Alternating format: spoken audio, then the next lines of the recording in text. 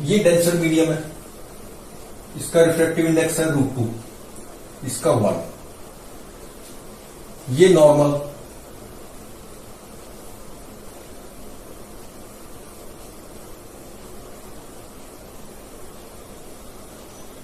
अब मान लो रे ऐसे चली गई 90 डिग्री पे, तो ये ऐसे ही पास हो जाएगी।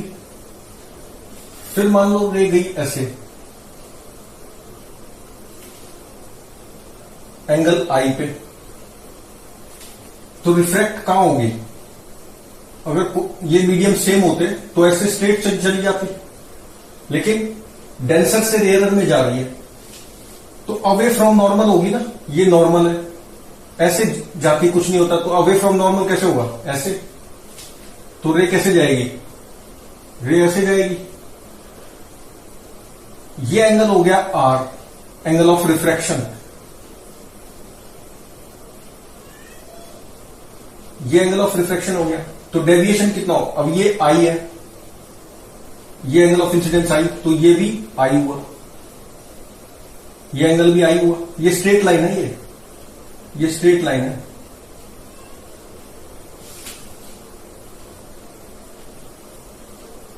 Straight line, angle of incidence I, तो डेविएशन क्या होगा?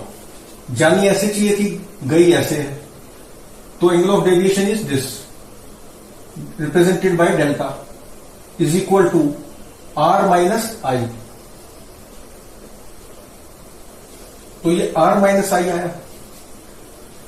अच्छा, तो अब इसमें हम स्नेल्स लॉ अगर लगाएं तो क्या आएगा?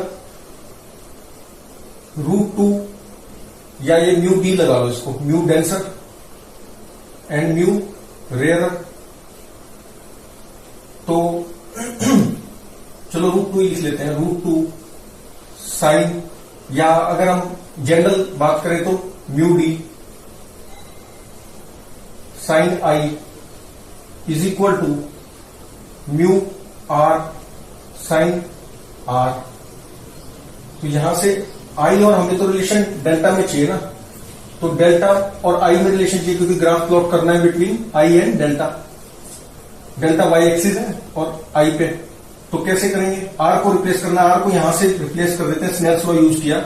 Are is equal to mu D upon mu R. R कितना हुआ? Mu D upon mu R sine I, और साइन इनवर्स हुआ इसका mu D upon mu R sine I. R is sine inverse of this, sine inverse of this, ये R आ गया। इसको यहां पुट कर दे तो डेल्टा कितना आ गया? डेल्टा क्या? Angle of deviation. This is equal to sine inverse mu D upon mu R sine I और माइनस साइन आई, ये तो आर हो गया, और माइनस आई, ये आ गया। अब इसमें ग्राफ कैसे प्लॉट होगा? y is equal to X, Y F X function हो गया ना, एफ एक्स फंक्शन मान सकते हैं इसको, y is equal to F X type function है। तो अब इसका ग्राफ कोई स्टैंडर्ड तो है नहीं कि हम प्लॉट कर दें, तो इसमें वैल्यूज लेके ही पुट करना पड़ेगा कि 0 ले लो, फिर थोड़ा और बढ़ा के देखो, तो ऐसे फिर क्या कॉरेस्पॉन्डिंग वैल्यू आई इसकी, और फिर प्लॉट किया जाएगा। अच्छा, अब इसमें देखो, अगर हम इसको ये देखें कि ये आई है, पहले ये 0 था तो स्ट्रेट चली गई। जब आई इक्वल टू 0 था तो एंगल ऑफ डेविएशन कितना है? आर भी 0, एंगल ऑफ रिफ्लेक्शन 0, तो आर भी 0 minus 0, this is equal to 0। अच्छा, फिर अगर मैं आई लेता हूं, आई इक्वल टू आई, तो angle of deviation is R minus I. R को ये लिखेंगे, मतलब ये हो गया। इसमें आई इक्वल टू आई पे डेविएशन कितना है? ये है, तो ये ग्रेटर देन 0 है, तो बढ़ रहा है, मतलब ये तो पता चल रहा है कि एंगल ऑफ डेविएशन हम थोड़ा सा बढ़ाते हैं एंगल ऑफ इंसिडेंस, तो एंगल ऑफ डेविएशन भी बढ़ गया। अच्छा, मान लो अब ये क्रिटिकल एंगल हो जाता है, क्रिटिकल एंगल पे स्ट्राइक करता है।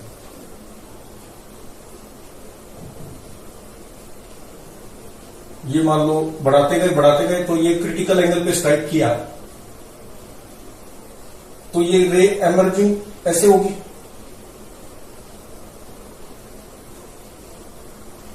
ये रे कैसे जाएगी, ऐसे जाएगी, ग्रेजिंग एमरजेंस होता है 90 डिग्री पे, तो क्रिटिकल एंगल होगा तो ऐसे होगी।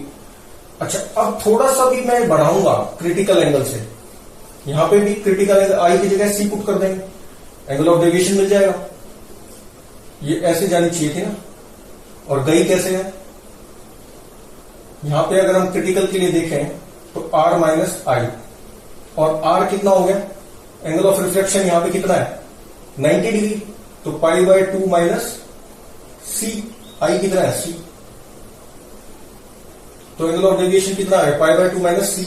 यहां भी अगर हम पुट करेंगे आई साइन सी, आई को सी पुट करेंगे साइन सी, तो ये सॉल्व करेंगे इसको तो यही आ जाएगा, क्योंकि वो म्यू आर, ये साइन सी कितना होगा mu R by mu D 1 pi by 2 minus C आ जाएगा, क्योंकि साइन क्रिटिकल कितना होता है mu R by mu D,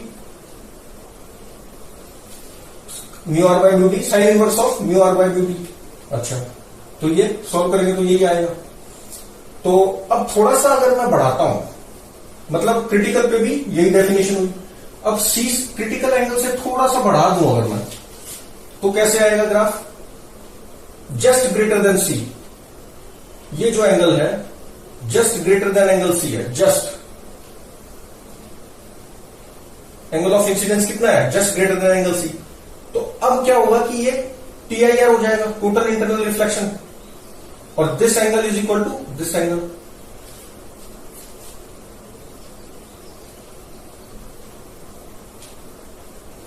ओह, ये तो ग्राफ नहीं है ना, ठीक, ये म्यू आर और ये म्यू डी,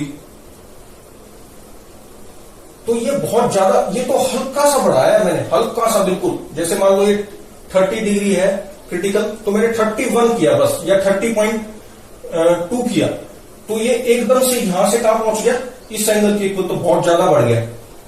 अच्छा, अभी समझा रहा हूं, तो अभी थोड़ा सा और अगर इसको बढ़ाएंगे, मैं थोड़ा और बढ़ाऊंगा, ऐसे थोड़ा और बढ़ाया मैंने एंगल ऑफ इंसिडेंस, तो ये किधर जाएगा, ये ऐसे जाएगा, तो ये एंगल बढ़ गया, तो ये एंगल बढ़ गया, क्योंकि angle of incidence equal to angle of reflection होगा, ये बढ़ गया। तो अब ये देखो कि इस, अब थोड़ा सा और जब बढ़ाया मैंने, तो डेविएशन जो था वो ये बन गया, तो डेविएशन कम हो रहा है।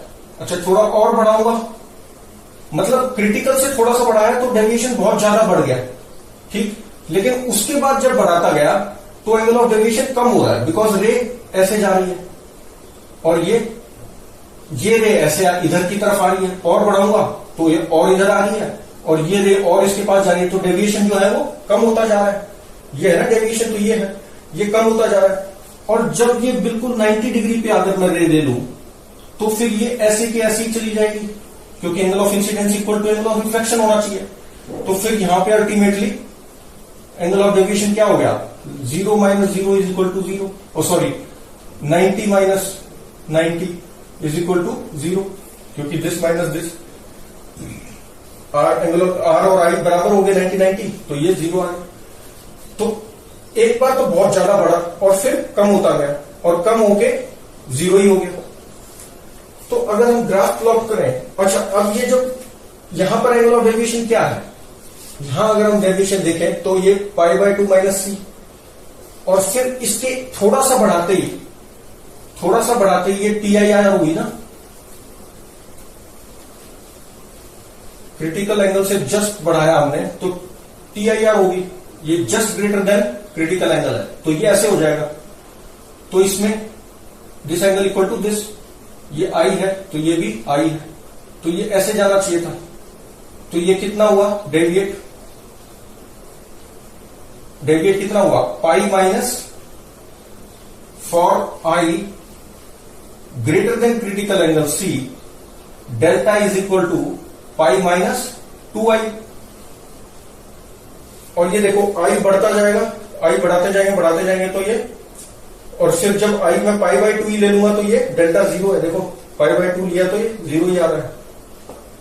तो डेफिनेशन चेंज हो रही है एंगल ऑफ डेविएशन की, क्रिटिकल एंगल तक तो ये है एंगल ऑफ डेविएशन डेल्टा, जब तक आई 0 से c नहीं हो जाता तब तक तो ये है, और जब c से ज्यादा हो जाता है and less than equal to maximum कितना हो सकता है इंसिडेंस π/2। तो for I greater than C and less than π/2, C greater than I greater than C, I इसको कैसे लिख सकते हैं? For I greater than C and less than π/2, मतलब C से ज्यादा π/2 तो मैक्सिमम वैल्यू होती है इंसिडेंस की, तो तब क्या है एंगल ऑफ डेविएशन π-2i। तो इसका अगर मैं ग्राफ प्लॉट करूं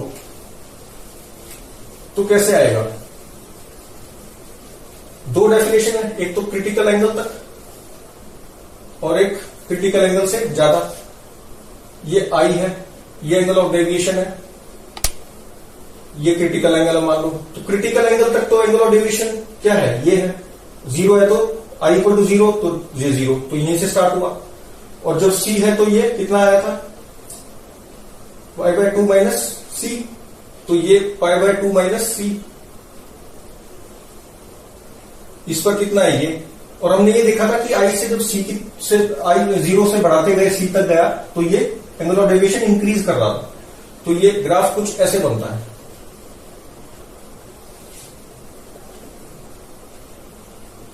और जब C से ज्यादा किया हमने एंगल ऑफ इंसिडेंस तो कितना आया? π-2i। तो ये क्या है?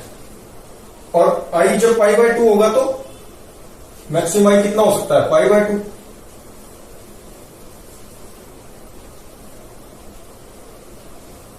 तो π/2 पे कितना आ रहा है? π/2 पे 0, और ये C से जस्ट ग्रेटर होता है तो π-2c, इसका ट्वाइस हो गया, क्योंकि इसको I को C पुट करूं मैं, जस्ट ग्रेटर देन C पे भी तो यही लग जाएगा। तो C पुट करूं तो कितना हो गया? π-2c, तो इसका ट्वाइस हो गया π-2c, just greater than C पे। तो ये यहां पे, और ये इक्वेशन क्या है? डेल्टा, और इसकी स्ट्रेट लाइन है, और ये π/2 पे तो 0 ही हो रहा है, तो ये ऐसे आ गया। और ये I, तो ग्राफ I और एंगल ऑफ डेविएशन का कैसे आया?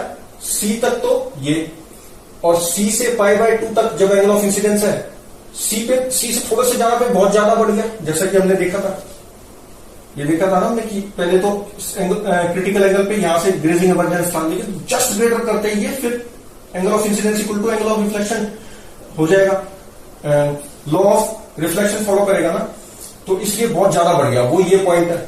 और उसके बाद फिर जब बढ़ाते गए तो ये कम होता गया, क्योंकि अब ये जो रे जा रही थी ये इस तरफ आती गई, और ये भी इस तरफ आती गई, तो एंगल ऑफ डेविएशन कम होता गया, और फाइनली π/2 पे तो 0 ही हो गया, और स्ट्रेट लाइन है ये।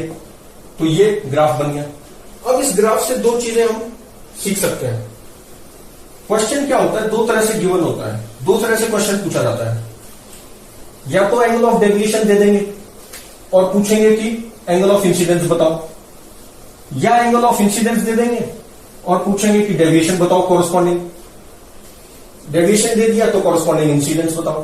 तो इसमें अगर हम नोट करें तो ये डेविएशन की, अगर डेविएशन दे रखा है और उसकी वैल्यू 0 और π/2 - C, मतलब क्रिटिकल एंगल हम निकाल लेंगे, उसके बीच में है, यहां पर कहीं वैल्यू दे दी डेविएशन की, तो अगर हम ध्यान से देखें तो ये जो डेविएशन है ये दो क्रिटिकल एंगल्स पे मिल रही है। यहां से जो डेविएशन है वो ये ग्राफ भी है और ये ग्राफ भी है, ये वाला ग्राफ भी है। मतलब इन वैल्यूज पे भी जो एंगल ऑफ डेविएशन है वो इसके बीच में है, और इन वैल्यूज की पे भी जो ये जो वैल्यूज है एंगल ऑफ इंसिडेंस की, इन पर भी जो डेविएशन है वो इसके और इसके बीच में ही है। तो ये जो वैल्यूज है डेविएशन की वो दो एंगल ऑफ इंसिडेंसेस के लिए है, एक तो यहां लाई कर जाएगा, एक यहां लाई कर जाएगा। अच्छा, एक ही वैल्यू है जिस इंसिडेंस एंगल पर, वो कौन सा इंसिडेंस एंगल है? यहां से यहां तक, क्योंकि इन पे सिर्फ एक ही वैल्यू है डेविएशन की। हर इंसिडेंस और हर अगर कोई इंसिडेंस एंगल दे रखा है तो उस पे एक ही डेविएशन आएगा। ये इंसिडेंस एंगल दे दिया तो डेविएशन कितना है? ये इंसिडेंस एंगल दे दिया, डेविएशन कितना है? ये इंसिडेंस एंगल, इस पे डेविएशन ये, इस पे ये, हर इंसिडेंस की वैल्यू के लिए एक ही डेविएशन है। लेकिन अगर डेविएशन की वैल्यू इसके और इसके बीच में है तो उसके लिए दो पॉसिबल वैल्यूज है आई की। एक तो सी से कम, 0 और सी के बीच में कहीं मिलेगी, और एक ये कोई एंगल होगा इससे और π/2 के बीच में मिलेगी। क्योंकि देखो ये अगर मैं लेता हूं, ये वैल्यू दे दी मान लो एंगल ऑफ डेविएशन की, तो इस पे एक तो ये वैल्यू ये मिली इंसिडेंस की और एक वैल्यू इंसिडेंस की ये मिली। अच्छा, अगर यहां इसके और इसके बीच में कोई वैल्यू दे दी डेविएशन की, तो फिर उसके लिए एक ही वैल्यू है इंसिडेंस की। तो हमें चेक करना पड़ेगा कि डेविएशन जो दे रखा है वो 0 और इसके बीच में है तो दो आंसर आएंगे आई के, और अगर उसकी वैल्यू इसके और इसके बीच में है तो उसके लिए फिर एक ही आंसर आएगा आई का। अच्छा, अगर आई दे रखा है डेविएशन पूछा है तो उसके लिए हमेशा एक ही आंसर होगा, हर आई के लिए एक ही डेविएशन है। लेकिन डेविएशन इसके इसके बीच में तो 2 आई है, 2 आई की वैल्यूज है, इसके इसके बीच में डेविएशन गिवन है तो एक ही वैल्यू आएगी। तो अब जैसे मान लो क्वेश्चन दे रखा है, डेविएशन दे दिया 15 डिग्री, पूछा है कोरोस्पॉन्डिंग एंगल ऑफ इंसिडेंस बताओ।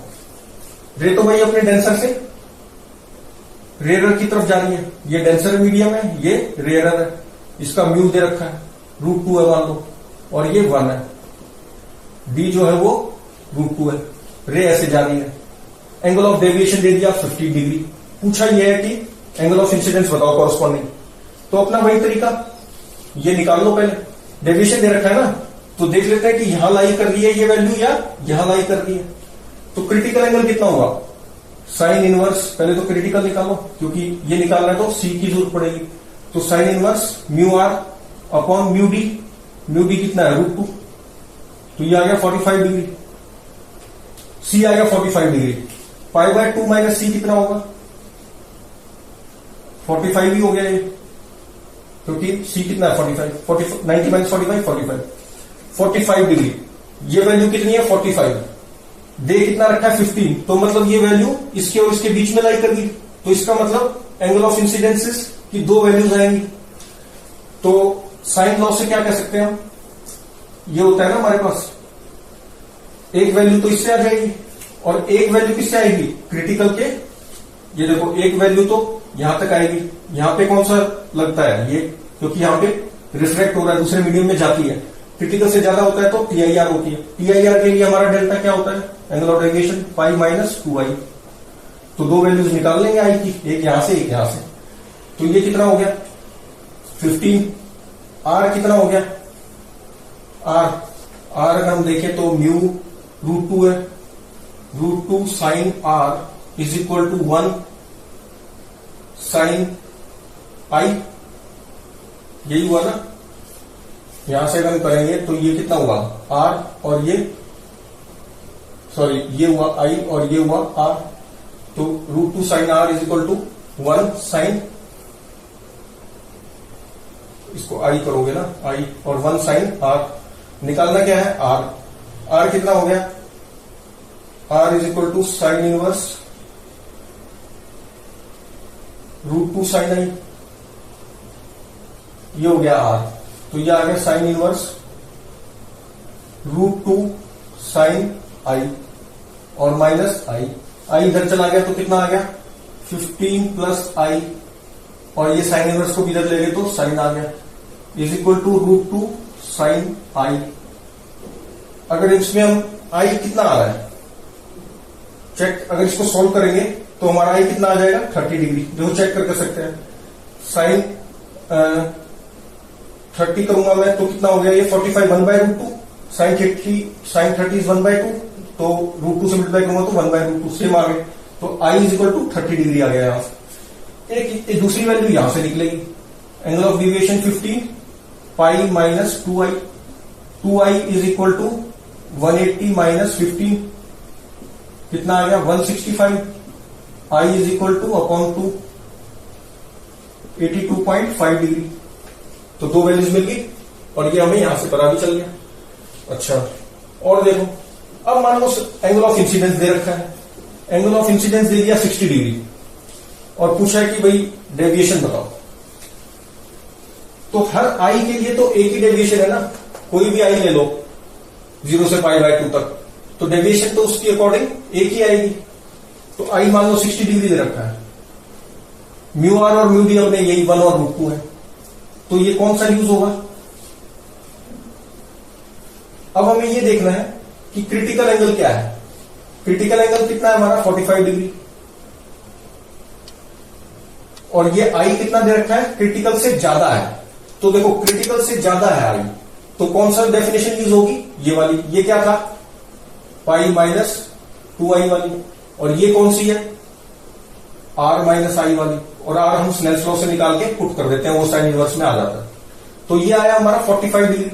तो ये आई से ये 60 डिग्री गिवन था और क्रिटिकल कितना है? 45। तो ये क्रिटिकल से ज्यादा गिवन है, तो ज्यादा है तो ये यूज होगा, कम होता तो ये यूज करते और स्नेल्स लॉ लगाते। इसमें तो स्नेल्स लॉ फेल हो जाता है ना, क्योंकि ये TIR होने लगता है इधर। तो यहां से कितना आ गया? Angle of deviation is equal to pi minus 2i कितना है? 60। तो ये आ गया 180 माइनस 120, तो ये आ गया 60 डिग्री। 60 डिग्री ये होगा आंसर। तो चाहे एंगल ऑफ डेविएशन दे रखा हो और आई पूछा हो, या आई दे रखा हो डेविएशन पूछा हो, हमें सबसे पहले क्रिटिकल एंगल निकालना है। अगर ये दे रखा है डेविएशन, तो हमें देखना है इसकी वैल्यू क्या है। यहां है तो आई की 2 वैल्यूज, यहां लाई करनी है तो आई की एक ही वैल्यू होगी, इसके और इसके बीच में, यहां से यहां। हाँ, तो और अगर डेविएशन दे दिया, आई दे दिया, डेविएशन पूछा है, तो भी सी निकालना है। और सी से वो ज्यादा होगा तो ये यूज हो जाएगा, और सी से कम होगा तो